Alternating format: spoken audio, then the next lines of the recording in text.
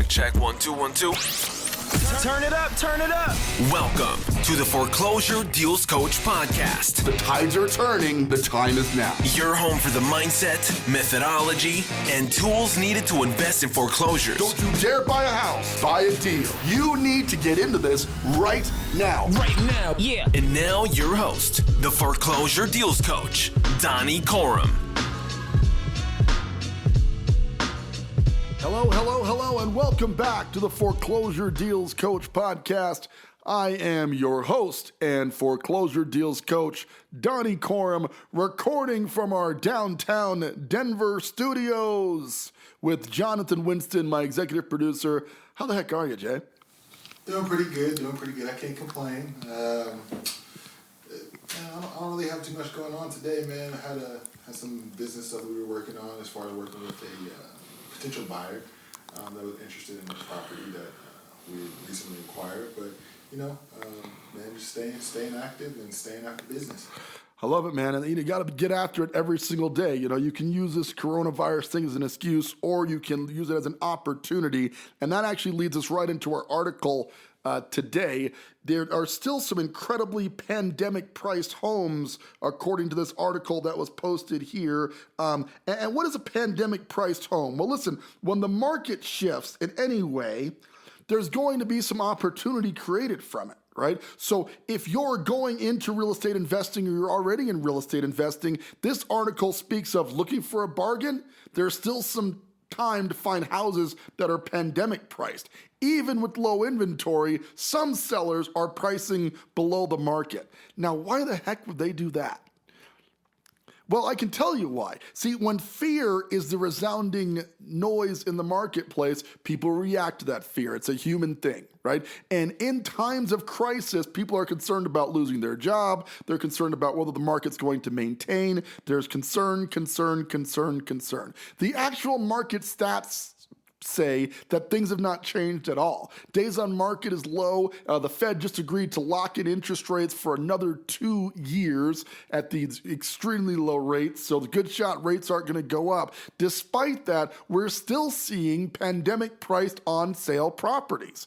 So as it mentions in my professional intro that we had done for the show, the time to get into real estate investing, the time to start looking into foreclosures and distressed property purchasing is right now. You got to get going right now, which brings me to the topic of the show today. See, a lot of y'all are taking that advice. I see a bunch of you hopping on board, joining up with some of the great wholesaling groups that are out there on Facebook, some of the great real estate investment groups like Bigger Pockets and etc., asking some great questions, and some of you guys are even putting together a couple of amazing deals. But one thing stood out to me with a guy I've been kind of mentoring and coaching with, and he's like, I got this deal, things were going pretty well, and then out of the blue, the seller just kind of vaporized on me. Well, if you've listened to previous episodes, you know that the most powerful thing you bring to the real estate investing world is the word next. So you can't sweat the deals that don't go through,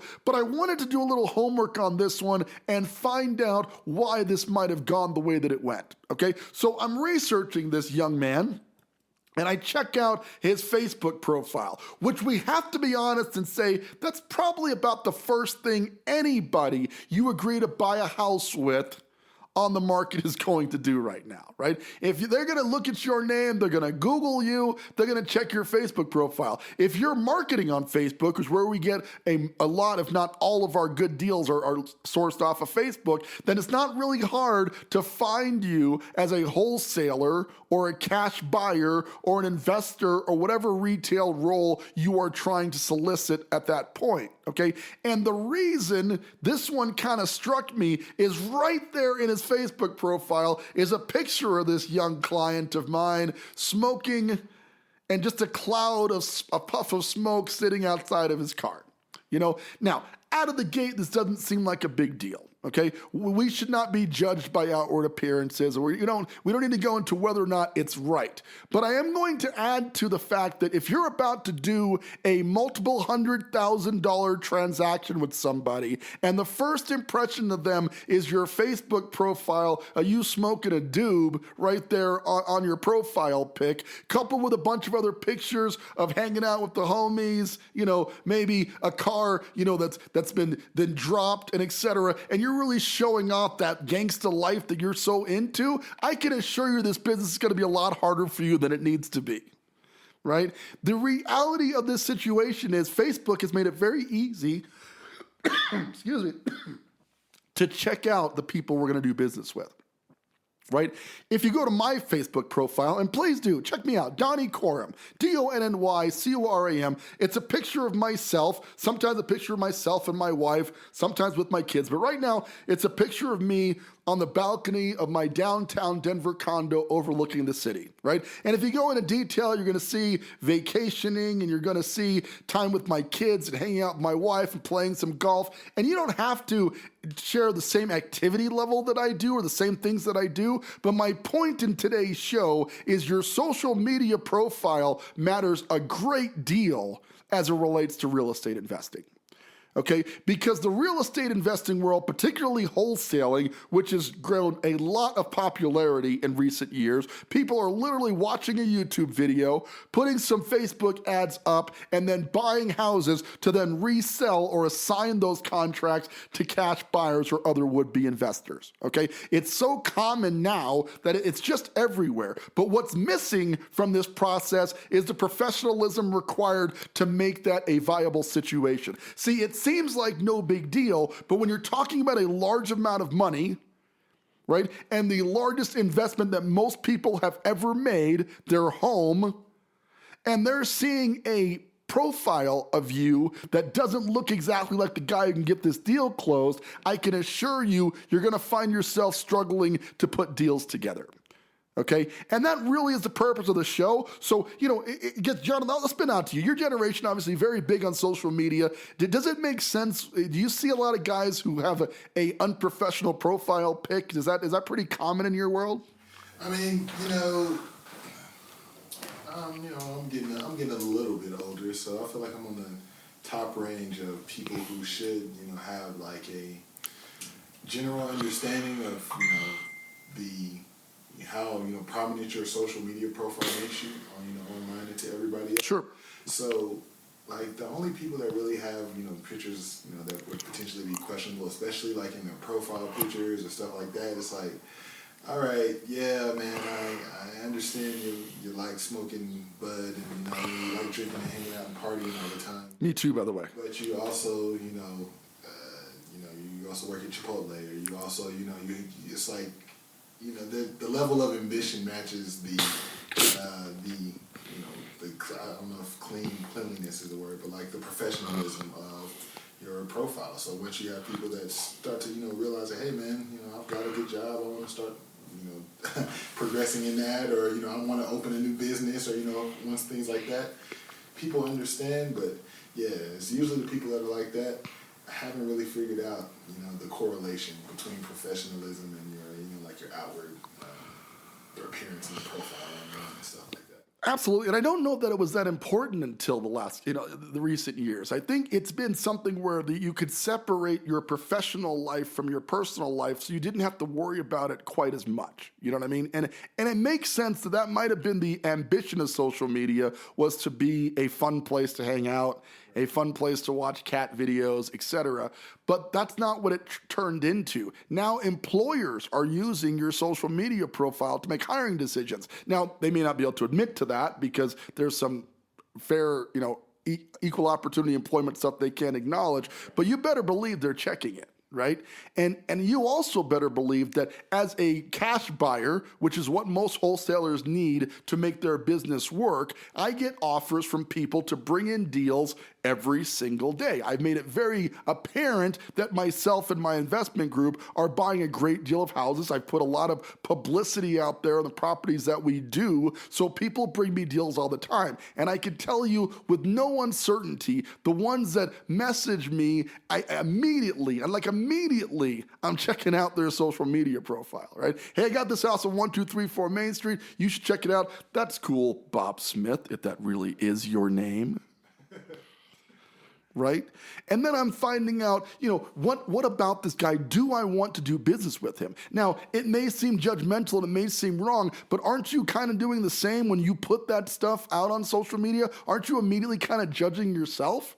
Right? The appearance that you make, and here's the thing, guys, this is a mindset episode, and it's also kind of a tools episode, okay? Because the mindset, first of all, is that you have to understand that this is a professional business, right? There's just no way, if you want to make 6 figures or better still, 7 figures a year in an industry, unless it happens to be, like you're going to be the latest rap star, right? Even then, there's a certain image you got to portray on social media. You got to figure out who you want to be. Do you want to be Kendrick Lamar or do you want to be Lil Pump? Right. I don't know who Lil Pump is, but that's exactly the point, right? Be happy. Those guys both are branding a different image. You're trying to be a rock star wholesaler. You're trying to break your way into the real estate market, and you're having trouble figuring out why people aren't taking you seriously when your profile picture doesn't take yourself seriously.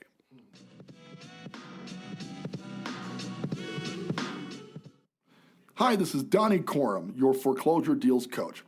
It's important to have good credit when you're buying a foreclosure. A lot of people think you can come in with bad credit, but the fact of the matter is you need pretty stable credit scores to buy a foreclosure deal. So how do you find out how to increase your credit? Well, there's tons of credit repair agencies out there and multiple formulas, but one thing we found that works is reporting your monthly rental payments to the credit bureau. We partnered with rentreporters.com, the leading provider of adding your payment history direct from your landlord onto your credit bureau scores, and it helping people to boost their scores up to 40 points in as little as 30 days. So to get started, I want you to head on out to www.foreclosuredealscoach.com. Now that's a messenger bot, and you're going to use the keyword rent to get more information about Rent Reporters and how you can boost your credit score by getting your rental reported to the credit bureaus. Once again, Donny Corum, your foreclosure deals coach. Check it out. Did you see the downside there? So my advice is not necessarily that you need to go invest in a professional headshot. It's not a bad idea, but that may not be as far as you need to take it. But how about showing yourself in your Sunday best for that one photo? Right? How about making sure that your appearance when you're entering the business world is substantially more professional than out kicking it with the homies, right? And listen, I love my friends. I love hanging out. I post some dumb stuff to social media too, but I also don't post it as like my primary social. It's not the first impression. It's not the first interaction you're going to see with Donny Corum, right? And it shouldn't be your first impression. Okay, so I want to convert your mindset a little bit that you need to dress for the job you want, not the job you have, and you need to have a social media presence for the job you want or the income you want, not the income you currently have, right? If you're a young person trying to break into the real estate industry, act like more than you are and you're going to get more than you have. Right? On the flip side of that, if you're like, they shouldn't judge me, like if I want to paint my hair green and I want to be all tatted up, like I should just be able to do that. Yes, you probably should, but you also need to accept that it's going to be a little bit harder to transact a deal with professional investors who are going to want to do business with you in the long term. I've met so many people through real estate investing that I would not have met had they not brought me a deal, and now some of these guys I do transactions with once a month. I'm like the best cash buyer in this area available. By the way, that's a plug. If you happen to be in the Colorado area, put me on your buyers list, man. Like we're buying deals all of the time. You know, we have the money to do it, but I really only want to work with professionals. I want to work with people who I see to be at my level or beyond even. right? And age has nothing to do with it. I've seen some very young professionals who would run circles around me in the wholesaling and retailing space in kind. It really just depends.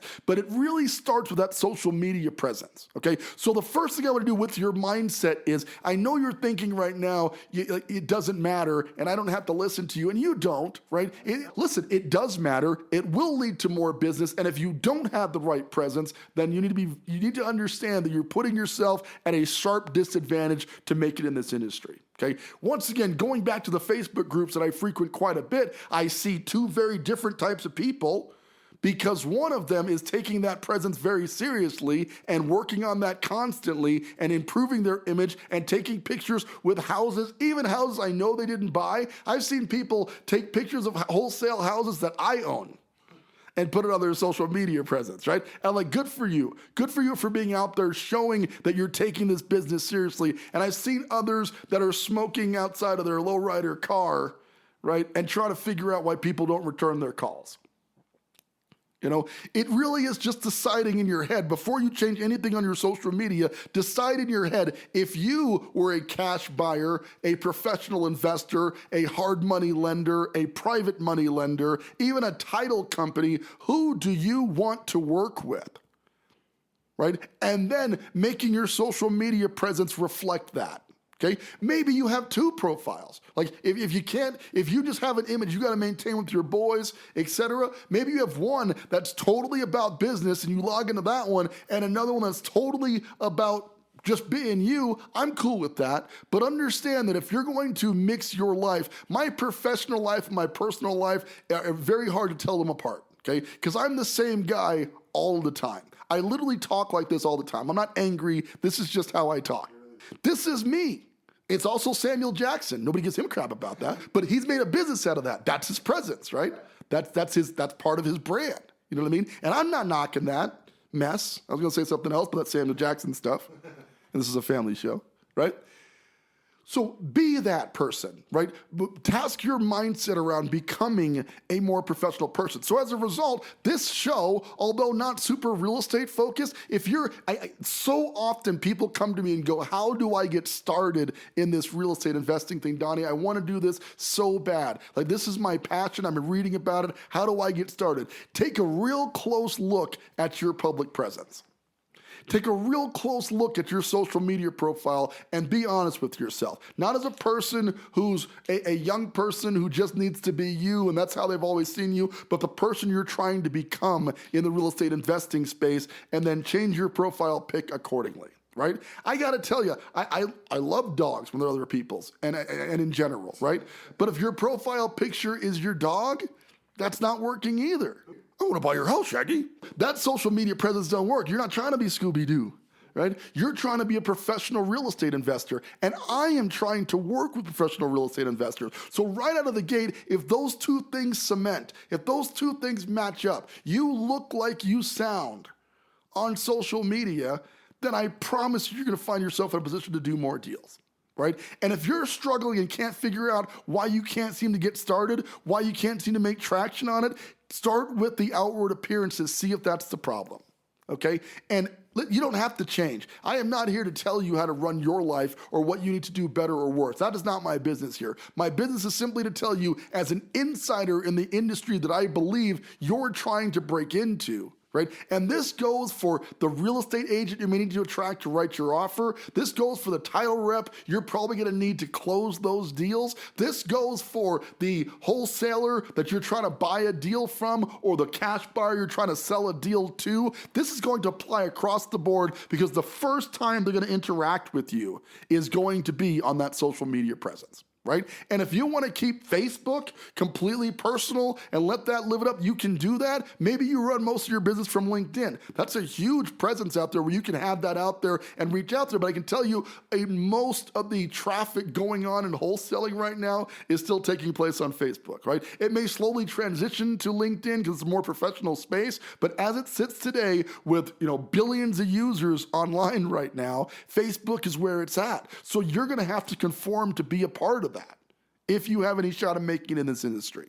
And I want you to make it in this industry. You're taking the time to listen to this show. You're doing the studying. You're reading the books. You've picked up Think and Grow Rich. You have gone to foreclosuredealscoach.com and gotten your free 7-day trial of PropStream so you can get started in learning how to analyze deals. Now that you are mentally becoming a professional, show that to the general public. Let them see you as a professional person. Okay. And if you're not sure what that looks like, maybe that's not the environment you were raised in, go out there and look at people who are making it, copy their profiles. Success breeds success. Look at all the social media, for lack of a better term, gods that are out there, the Gary Vaynerchuks, the Grant Cardones, right? Look at their social media and emulate that. Find greatness and become that. Okay? Or you can say, I don't need to do any of this. I'm just going to be me and I can be successful despite my outward appearance. And you may be right, but I'm also telling you, you're setting yourself up for a much higher uphill battle that is completely necessary than if you just kind of retooled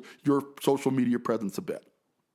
How's that sound? Does that make sense? Was I too hard on him, Jonathan? Do you think I was too hard on him? All in all, I think it was fair. I'm trying to be fair because I care about you guys, and I want to see things go well for you. But I get these requests from people. I got this house. I really want to get it sold out there. I'm like, man, you're in so much trouble. Okay. And let's face it, we're in a country right now, especially what's going on today with the coronavirus leading into what's going on with race relations in the U.S. A lot of these wholesalers are fellow African-American brothers and sisters like myself. Right? And unfortunately, we're never being held to the same standard. And this is not going to turn into a pity me and feel bad. Listen, the fact of the matter is I have to work twice as hard and be twice as professional as my counterparts to get where I am today. Right? And I can encourage you to do that because I knew what it took when I had to change. And social media wasn't near as prevalent as it is today when I got started. Okay? So today it really is going to change your life either positively or negatively.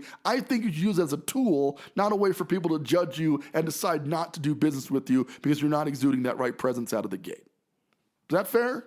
That's fair. All right. With that, guys, I hope you had a great show. I had a great show. Listen, if you want to get started in this thing, look at your social media presence, good and plenty, and then reach out to me. You can find me on Donny Corum. I take friend requests from perfect strangers all the time. I'm happy to answer questions out there. You'll find me on the Bigger Pockets group, answering questions all the time for people. And then head on out to the Foreclosure Deals Coach page, like the page, ask questions there. Let's see if we can help to get your presence out there to where you want it to be so you can do more deals, make more money, and be successful in the foreclosure investing industry. With that, this is Donny Corum, your foreclosure deals coach, reminding you now and always, don't buy a house, buy a deal. Want more of the Foreclosure Deals Coach? Hit subscribe and stay tuned for more of the mindset, methodology, and tools you'll need to invest in foreclosures. Visit foreclosuredealscoach.com and text DEAL to get a list of foreclosures in your area.